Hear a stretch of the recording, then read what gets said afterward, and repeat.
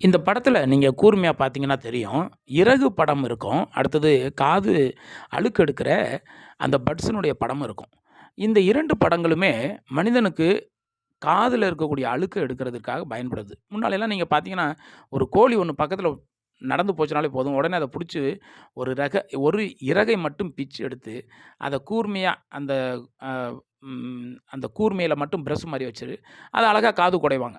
அத பார்க்கும்போதே நமக்கு தெரியும். அவங்களுடைய ரசனை, அவங்களுடைய முகபாவத்த வச்சு அவங்க ரொம்ப அ ரொம்ப ரசிச்சு அந்த அத அனுபவிச்சு அந்த காது அழுக்கு எடுப்பாங்க. அதே மாரி தான் பட்ஸ். நவீன காலத்தில பட்ஸ பார்த்தோம்னா, இயர் பட்ஸ் இருக்கு இல்லைங்களா? இயர் ஸ்வாப்ஸ்ன்னு சொல்றது. அத வச்சு கூட நெறைய பேர் காது அழுக்கு எடுக்கும்போது, அது ஒரு சுகமா அவங்களுடைய முகபாவனை இருக்கும். ஒரு மருந்து அப்படிங்கிறது இப்படி தான் இருக்கணுங்க.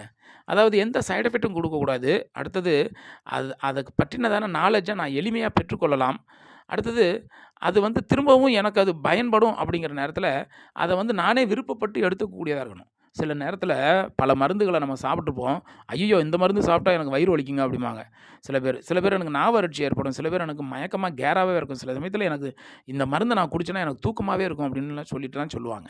அப்படிலாம் இல்லாம, எதமா, பதமா, சுகமா வேலை செய்யக்கூடிய மருந்துகள தான் நம்ம தேர்ந்தெடுக்கணும். அப்படிப்பட்ட மருந்து தான் ஹோமியோபதி மருந்து. இதனுடைய தயாரிப்பு முறை அதெல்லாம் வரக்கூடிய நாட்கள நான் சொல்றேன்.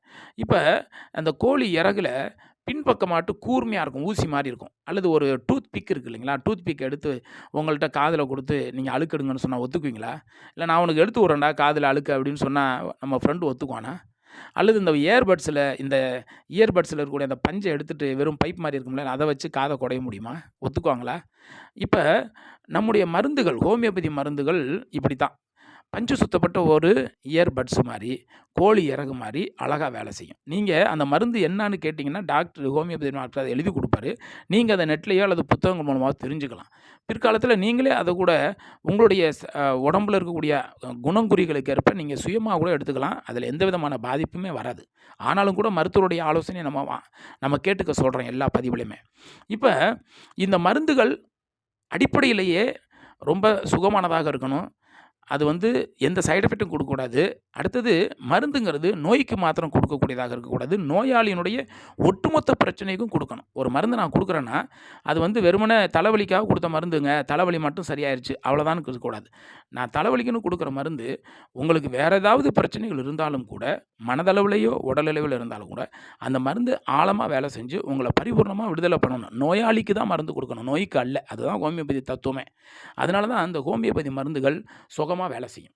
வரக்கூடியதான பதிவுகள்ல இன்னும் அருமையான காரியங்கள நம்ம சிந்திப்போம். உங்களுடைய பொறுமையான கவனத்துக்கு